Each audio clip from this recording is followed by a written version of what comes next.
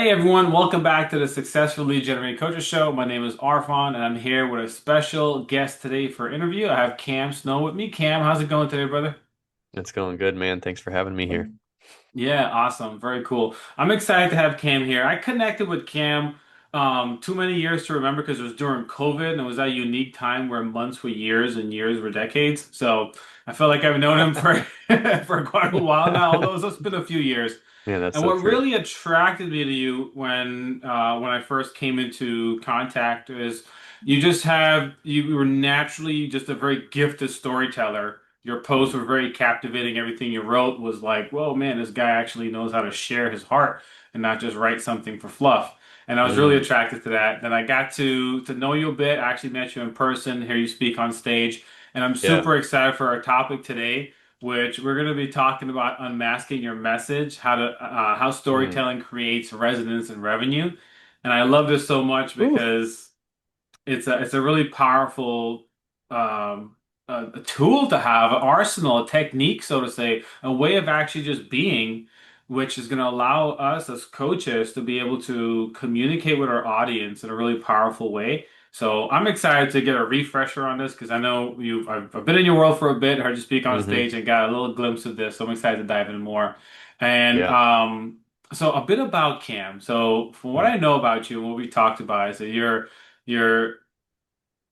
and not just, but you're a copywriter, a Hmm. storytelling coach, and Hmm. you've helped clients generate over $15 million in revenue through authentic story-based marketing. So that's a Yes. 1.5, right? We're Hmm. talking about 1.5 million, which is a great amount of revenue.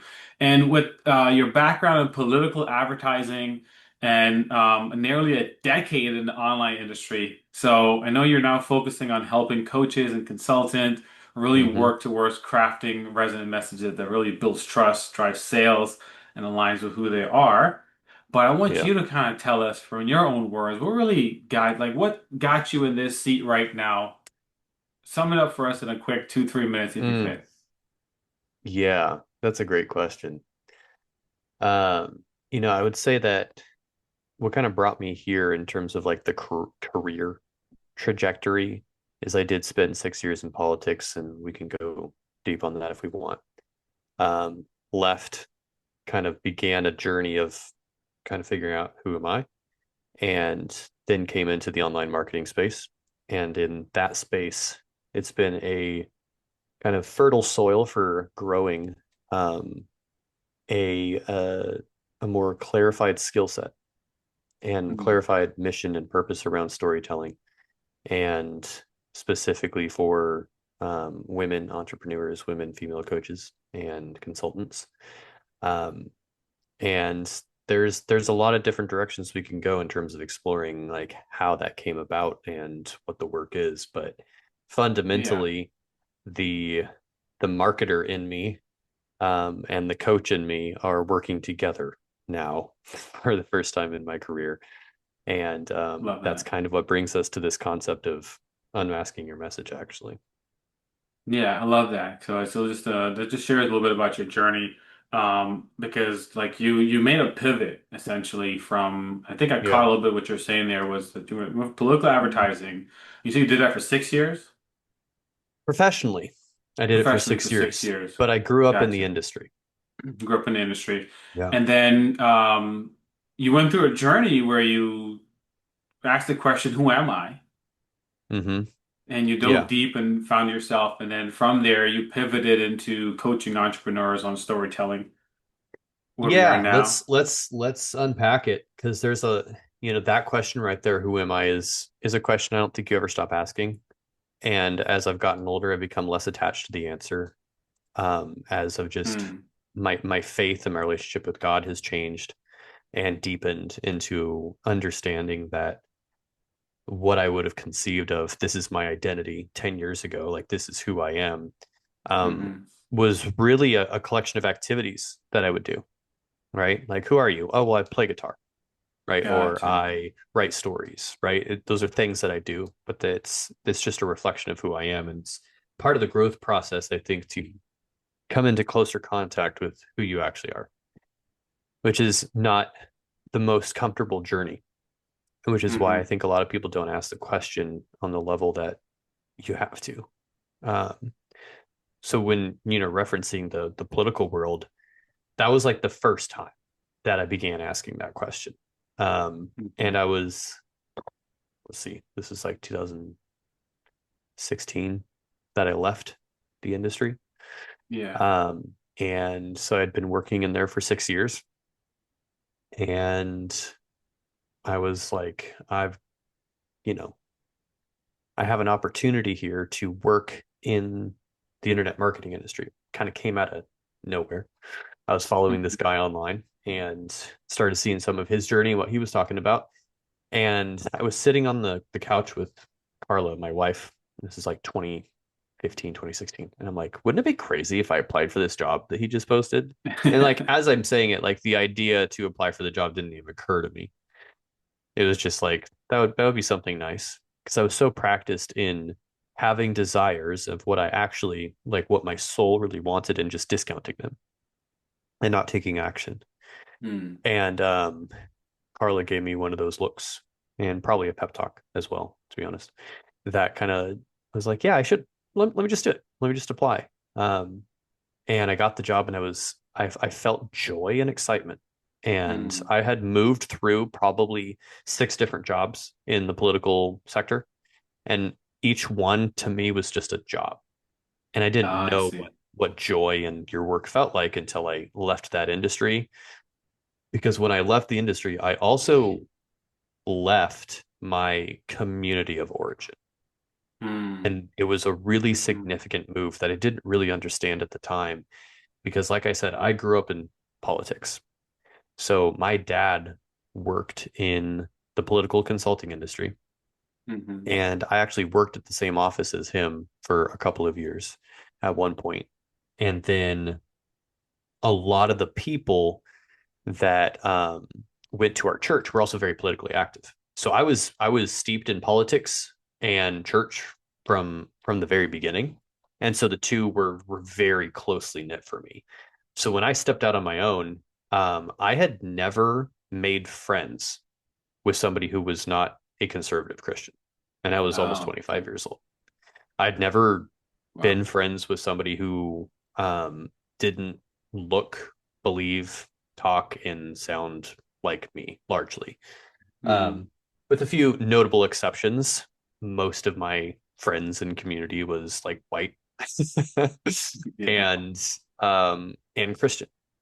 Um, and so leaving that and coming to the internet marketing space where there was a much broader variety of viewpoints Hmm. and people, Absolutely. it was quite a culture shock for me Hmm. to like move from like this kind of conservative Christian bubble that I had stayed in after high school and after college in my work and in my career, and I Hmm. left it at that point. It was like my first really going out into the world. Wow. And it That's was it was like a growing up process at 24 years old. Wow, that's amazing. You left that the bubble, so to say, that you're in, the somewhat perceived safetiness of that bubble into something Yeah, that was really taking that leap of faith, that deep dive into something that was totally. totally different from what you have, Yeah, which yeah. also makes a lot of sense, I guess now why the title of our talk is called Unmasking Your Message, because I can imagine there was a lot of mask or layers or identity. Like someone says they're a guitar player, that's not really Yeah. true who you are. It's just a mask of how we show up to Right. and others perceive us. Hmm. So tell me in our talk on unmasking your message, what does that mean to you and why is it so crucial for coaches and consultants Mm. now? Yeah.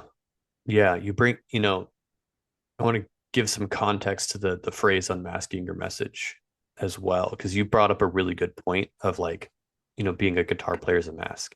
Because your masks are um they're fine. Like there's nothing wrong with the mask. You know what I'm saying? Um they serve a purpose and we all use and cycle through many different masks.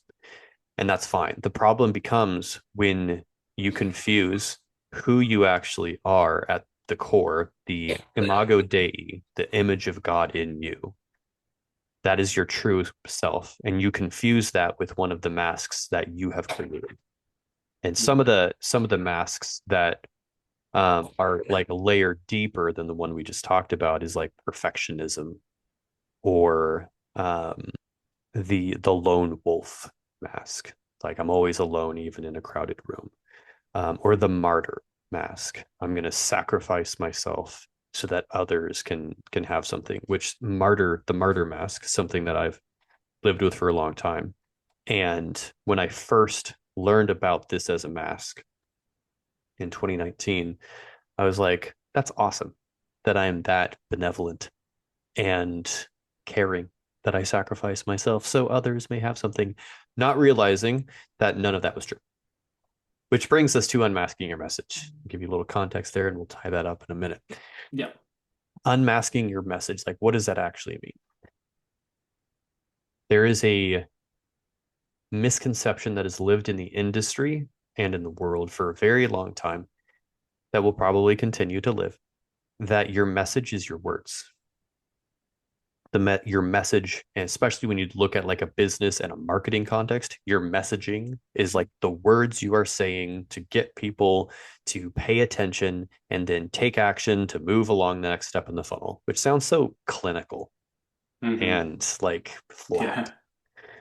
When the reality is that if you are putting out the right words, but the way that you act in the context of how your audience perceives you, um, is that it's not going to matter. You're going to, if you've attracted the kinds of clients that you don't like, and you think that fixing your words is going to attract clients you do like, you're not going to attract clients you do like because the clients that you really want are not watching just your words.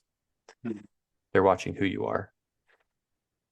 And unmasking your message is understanding deeply that your truest message that will like really get to the heart of that person that's going to reach somebody is synonymous with your medicine. In other words, your truest, best message is going to help people heal. And it is not something you just say, it is something that you do. And the context for this is story time right here. The unmask your message kind of concept came to me and Carla earlier this year, but I didn't really understand what it meant, to be honest. This was like March of this year. We ran a little event, a 3-day challenge called Unmask Your Message. And in the middle of that event, um, I got actually, so this was last year. This is last year we ran this. We were doing a training and I got a message from a client who was like, hey, so and so wants to talk to you. So and so being the client, it was their assistant. And I'm in the middle of the training talking about like having an abundance mindset or something like that. And I get this text message from this client and immediately start spiraling into scarcity because I knew what the message was. I'd been working on the marketing for a few months. I knew what the numbers were saying and I knew what I charged and I could do math, right? I kind of knew what this conversation probably was. At least that's what I told myself. And so I used that as an excuse to kind of freak out internally. And we did end up having a conversation of like, hey, it doesn't look like we can continue. And that client was like, I don't know, 40% of my revenue at that time. And so I like started going into a like bit of a freak out mode, right? And that experience and everything that had happened before, because I'd lost several clients. Sorry, lost is such a loaded term. I had completed several client contracts and had not replaced those clients earlier. And I could feel inside of me that something about how I was doing my life and my business was on the verge of breaking. If you've ever had that experience where you run into a familiar crisis that you've been in a number of times where you kind of ask the question like, how did I get here again? Like, Yeah. how did I? how did I do this again? I said the last time that I was going to do things differently, but here I am again. Okay, clearly I haven't learned my lesson. And Yeah. for me, that has looked like a lot of things. But I would say that that moment of like crisis is the feeling of all of the energy in my life being sucked out and like living in an oxygenless environment Mm. internally. Like I can't internally breathe and like drowning. And when Yeah. there is a drowning person, they try to cling to the people who that might be around them. And as we all know, you can drown the people around you. Hmm. And so that I began living out this experience. And this is like last September is when this that started.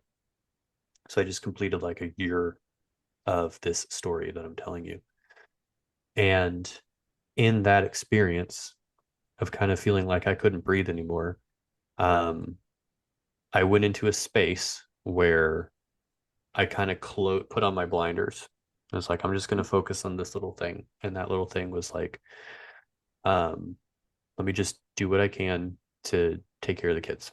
Got the two kids, um, get them to school, do all the things. Let me just focus on that. And then kind of like build out this story in my mind that I couldn't do the other things I wanted to do because I was just doing this, Hmm.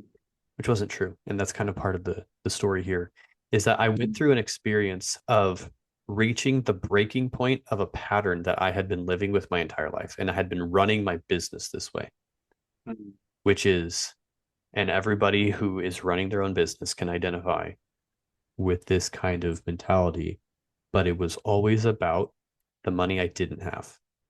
That was the conscious awareness that I had of this pattern. The pattern is much bigger than that, Hmm. but is the conscious awareness of that my focus was on all of the money, the leads, the clients, the things that I didn't have. Hmm. And so Wow. all of my life force energy was being poured into what I don't have. And as I looked back at my career and my life, that feeling and that focus was there even when I made $60,000 in a month. Hmm. And Always present. it was always present. It did not matter because it was always about, well, it's not enough to cover whatever, the thing was. And it's like, well, 60 grand isn't enough to cover 70 grand in expenses. Yeah. Yeah. Right. And so I'd like constantly be creating a situation that put me into overwhelm and chaos. Now, what does all this have to do with unmasking your message? Unmasking your message is not about saying the right words. It is about understanding that the most powerful part, not the only part, but the most powerful part of your message is the way in which you show up in your business and in your marketing. And that's just one example because it's actually the way you show up in your life. Gotcha. It's more And layered than that. It's not. way more layered. It's deeper than just looking at it from the tactical level Yes. of that. This is my just my business right now, but look at it Yeah. more internally in terms of. And I don't want to go too deeper into some different things, but there is a circle of belief that we all have that where we either got this from some part in our early childhood, and it sort of plays out a lot Yes. in our Yeah. at least for me, I've identified a lot of those things and see how it plays out. And there's a pattern that repeats itself, and it's just something that is operating Yeah. in the automatic type of way where Yeah. something happens and it just triggers that exact. My brain's just like this big recorder, and it goes back to the last known event and replays that. So Yeah. it's Yeah. that's one of my personal experience in understanding what kind of what Yeah. we're discussing here right now. Exactly. I mean, you nailed it. Like it comes from previous experiences and you cannot silo your life forever.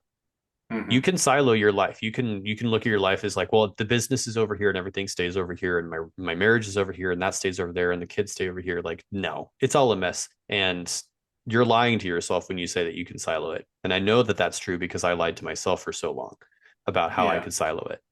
And I would look at my business and be like, I need to build a business, I need to build a business, I need to build a business as I'm running a business. And right. And yet, what I was missing is that I was making that the focus of my whole life. And that was one of the shifts that really hit me over the last year because I kind of accidentally on purpose took a sabbatical. Hmm.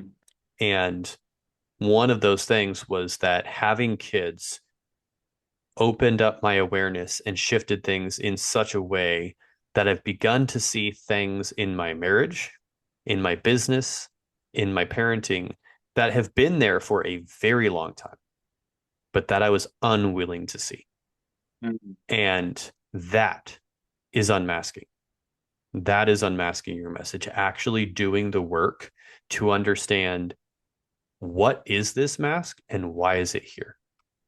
Gotcha. And I began a process earlier this week of looking at that in a new way with the new therapist and all the things because fundamentally like a huge part of this is healing work Hmm.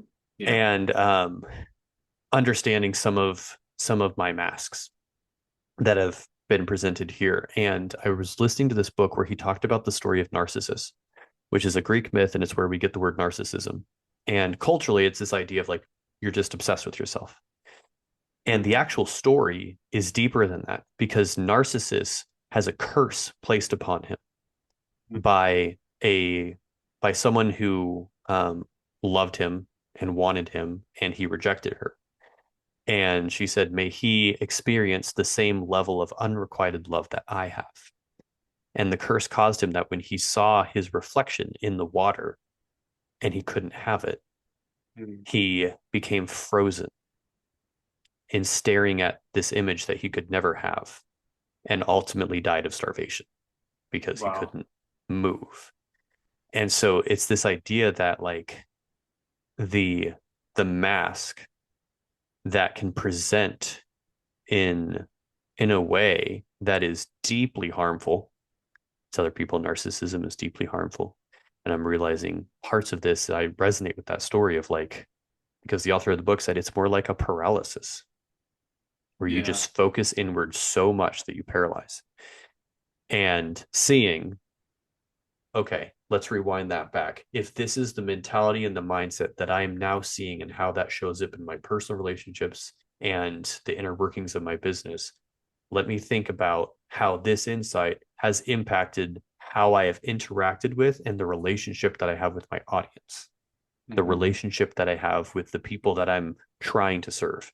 Because when that audience, the group of people that you have said, this is who God said I'm here to serve and to help with my skill sets, my ability, and my medicine, when you put that person, that group first in your life, instead of the people who are actually closest to you, your wife, your kids, your family, your close friends, all of that, your actual support systems, when you try and get all of the support emotionally from your audience and then financially from your audience from attracting clients, it becomes lopsided and Yeah, it it's cannot off balance. sustain itself. It's off balance and eventually it will crash.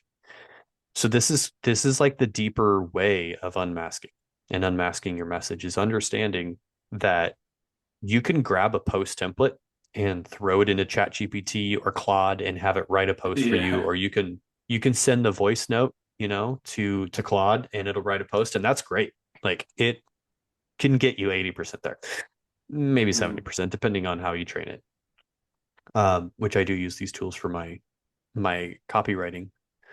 But if the mentality and the mindset and the energy that you're giving to AI is already like corrupted in some way, or it is Hmm. influenced is probably a better word, it is already influenced by things that you're unconscious of, and you create a result that you're like, this isn't what I want. It's like, well, it's because there is still an unconscious bias that comes through, and the AI is an incredible tool that will magnify and amplify and mirror back whatever you give it.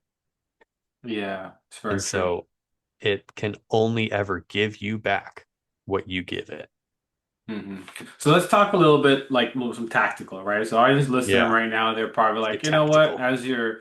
as you're talking, they can identify that there are certain patterns that keep repeating, or certain Yep. things they're putting out, and they're wondering, like, well, I've changed my messaging so many times, but I'm still attracting people that that I'm just getting burned out with, or I'm just burned out from marketing that Mm-hmm. doesn't really Mm-hmm. align with my values and things like that. So, like, Yep. coaches right now often struggle to consistently create content that connects Yep. and converts. Yep. Where, if you were to say one thing, like the very, very tip of the iceberg, the thing that we see the most, where do you see most of them going wrong? They're trying to create content. Trying to And create that's content they're versus. trying to create content. And as long as you are still believing that you have to create content, notice the words trying to create content. I have to create content. Mhm. As long as you are operating and moving from that space, then you are automatically approaching the privilege and the joy of sharing your full self with your audience as an obligation. And it already starts putting up barriers.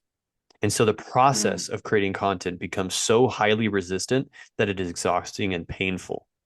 Add on to that the cultural industry belief systems we have of like, this is what a good converting post is supposed to look like. And you have pain Hmm. points and you have aspiration and you have process and all this stuff. And you have a misapplication of how to talk about pain and how to talk about pleasure, aspiration, or outcome. And when you have a misidentification of what that means and you just fill your content with too much pain, it just doesn't move anybody. It's because oftentimes it's our pain or our aversion to pain that will keep us from properly addressing and diagnosing it in someone else. So the advice is like, yes, stop trying to create content in terms of like forcing yourself to put out stuff that does not actually align with you. That does not mean that you ghost Yeah. and abandon, because there are multiple kinds of content structures that you can use to accommodate your own needs and the needs of your business and your audience. And it's going to Mm. look different for everybody. You may be the kind of person who's like, I can't get my best content out there unless I'm doing a podcast interview.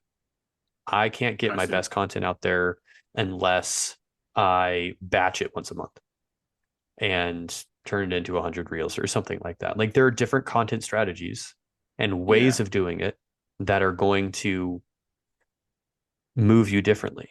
And so that is a far better lever to pull on in terms of leverage for approaching and looking at why and how am I doing this content creation process. That is way more important than what you're saying. Mm. Because That makes what a you're lot of saying sense. right now probably feels like kind of constipated. Like there's more that needs to be said, but you just can't get it into the words. You're like, every Mm. time I try, it's just like this big feeling and vision in my head just feels flat when I put it out, either onto Mm. video or audio or in words. It's like it just Yeah. isn't touching what's in here. That is not a problem of what you're saying and what your message is. It's indicating the survival patterns that you have that are interrupting the flow of inspiration. Mm. And when that happens, you can only create a very certain kind, specific kind of content, and it will probably lean into scarcity. For me, when I post or create from scarcity, which by the way, you should do so that you can understand how you operate. Yeah. Like Just it is going better for going you through to the post. process. It's better for you to post in scarcity than not at all, so that you can look back when you're in a better state of mind and be like, this is what it looks like. So you can Yeah. recognize the signs. But I notice Mm. for me, when I go into a mindset of like, oh my gosh, I need to make money, I tend to back away from what I believe my true calling is, which is to serve specific my true calling and is to do the work with my wife Carla, who's a somatic therapist, in coaching women entrepreneurs into unleashing their fullest expression in their true voice in their life and relationships and their business. That's like my heart.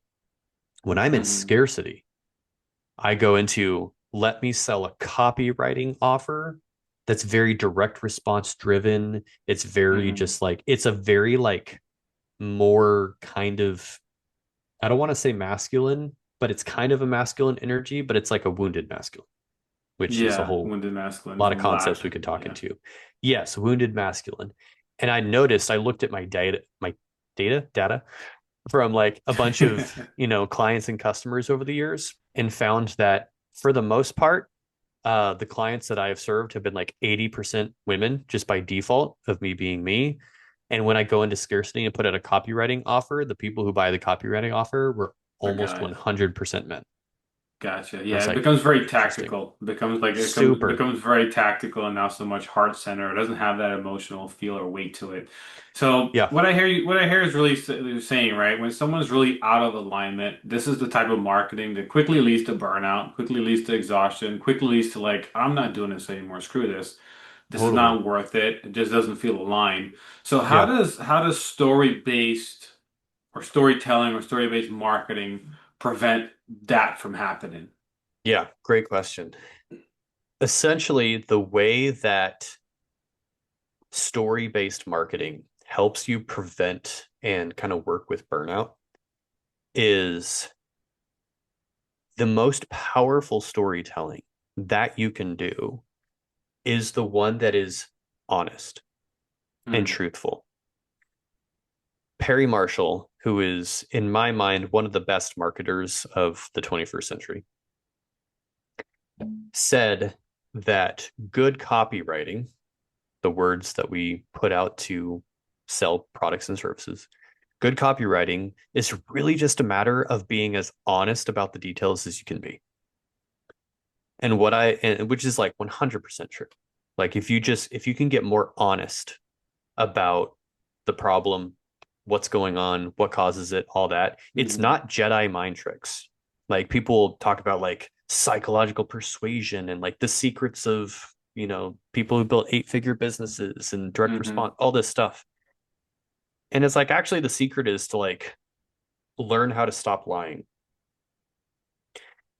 Which is something I told my therapist the other day is like I struggle with that in my personal life, but in my professional like copywriting, like that is where the I was able to express and live vicariously through a life of honesty for my Hmm. clients.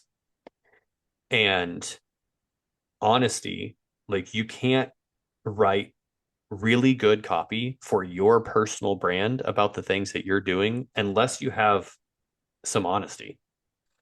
And Yeah. honesty is just like is it's not just a like a moral trait. It's a skill set. Honesty is a skill set to be able to identify what's actually in the real environment and be able to communicate it in like real time. So the way that that works with your nervous system and being able to like prevent burnout is that when you're communicating through authentic storytelling, which means that it is actually true of the feelings and perspectives that you actually hold within yourself, and you actually share your stories from that place, then you're not getting energetic contamination and resistance Hmm. coming up in the process. When you have to not only, let's just take writing as an example, since I'm a copywriter, if you not only have to write the post, but on the way to writing the post, you also have to dismiss your own self. You have to suppress feelings that you're not ready to talk about or that you're afraid to talk about.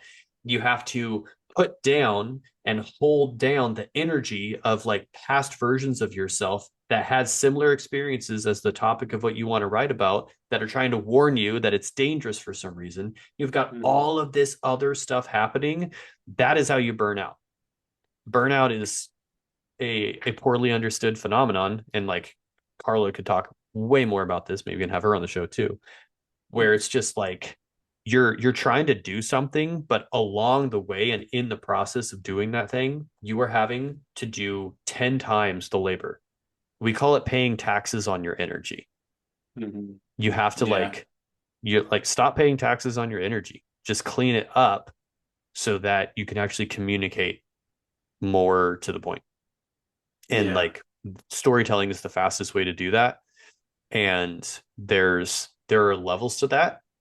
You can process your own emotional stuff through storytelling, but that doesn't necessarily mean that that's the story that you post, although Hmm. sometimes it is. Sometimes the story needs to be witnessed by other people for you to release some of the energy around it and get some perspective. Yes. And I found for me, social media is one of the ways that I do that. It's kind of accidentally a little bit how I built my brand. Is just kind of doing that. And, that's the process of unmasking your message. Awesome. I love that. Hey, everyone listening, me and Cam could probably talk another hour or two about all this and go into the many, many layers of even giving you a specific thing you can do right now to help you to, if something comes up, to regulate the nervous system to be able to put some of these past versions of ourselves, so to say. I use that example Mm-hmm. sometimes because Jensen Chera puts it in her book, You're a Badass at Making Money. So it's very Mm, common in the coaching world. She talks about you have a little prince inside of you, but we all have that, and it may not be 7 year old, maybe a 9 year yeah. old, 10 year old, 12 year old, some sort of time there where it happens, and that version is very much so telling you don't put this or don't say that. It wants you to please or it wants you to do a number of other things Yeah. that ends up sabotaging what you truly desire and truly really want to even put out. And Yeah. we could probably dive a lot into a lot of these concepts, but I actually want to do something better. I want to actually give you guys an opportunity to even connect with Cam and his wife Carla to be able to actually now do the work. Because it's not something where, you know, Cam could tell us this right now in this short interview, and then you go and then from day Mm-hmm. one on, now you're this amazing, confident, and amazing, authentic story writer who's just Yeah. resonating with everybody. You come across Mm-hmm. everyone is Mm-hmm. resonating, and you're in Yep. alignment. It takes work to get there, and as you start peeling off, you start realizing there's other things that come up that we have to continuously work on. There's one part of the healing journey, I believe, is that it's somewhat of a continuous journey because as we unlock parts of Mm, ourselves and as we really reframe and regulate our system, our brain offers us something else that mm, we just didn't realize. There's a bit of a continuous journey, and I've seen this in my own marketing and my own entrepreneur journey from starting this podcast and having interviews mm, and putting certain messaging out there. It's been one of those things where I've had to take a lot of moments that are quiet to myself with God mm-hmm. and also with Mm-hmm. part of the community. So with that being said, it would be a disservice if I didn't give you a great resource to be able to work with. So Cam, please let everyone know what's the best way to get a hold of you, get in contact with you, Yeah. and be able to take this further. Yeah. So we didn't talk too much about this kind of side of things, although we referenced it. But the primary place where you can kind of experience more of what Carla and I do together is called the Recovering Christian Entrepreneur. And it's a community right now. It exists primarily on Facebook. Um, and there will be a link in the show notes, but it's bit.ly/RCE, all caps, and then lowercase group. I'll put For the some link. reason, Bitly has a thing about capital letters. So it's capital R, capital C, capital E, and then group. And that'll take you to the Facebook group for the Recovering Christian Entrepreneur. And our focus there, and the reason why that's kind of like the community that we're called to curate, is when you begin the process of deconstructing, like sometimes and oftentimes it starts with faith, but everything that we talked about in this episode is about deconstructing beliefs and then reconstructing something healthier. And so that's like what we do there. And while it's called the Recovering Christian, that's simply because that's my story and that's Carla's story of growing up in, Christianity. But anybody who has grown up and or been impacted by any organization that kind of subverted your own authority, whether it was a religion or a coaching program, because we've recovered from both. Um, this is kind of the place for you to understand what your true message is and how to stop paying taxes on your energy so that you can really do your best work and have your best relationships. Love So that. I forget what we do in there. We do Holy Spirit breathwork, which is a specific container of breathwork to help heal religious trauma that is now impacting you in your business. And then we do live streams every week that are around some of these business topics and breathwork and things. So that is where you can find Awesome. us. Awesome. So what I'll do, guys, I'll put that link in the show notes. You probably get it somewhere on this video. The link is plenty available in the email, wherever. So click on that, join the group, and connect with Cam and his wife Carla. And this is part of a journey. And one of the things is, if you look at some of the most successful coaches in the space, and you'll look at their messaging, you're going to look at it from a different lens, and you'll start seeing and understanding everything that we've talked about here as far as the energy that's really going in with the message versus just putting something to post for post's sake, but rather Totally. putting something that's really mission and purpose driven and Mm-hmm. has a real intentionality about conveying your actual purpose and what you're looking to do here, with your work. So, Cam, Yep. thank you so much for joining me today. I really appreciate the conversation. And everyone, don't forget to connect. And if you did enjoy this show, go ahead and give it a thumbs up, give it a like, give it a share with some another entrepreneur that you know that is maybe struggling or thinking about they want to up level their messaging or really be authentic and true to their messaging. Share this episode with them. With that being Mm. said, we'll catch you all in the next one. Thanks so much. See you Bye. guys.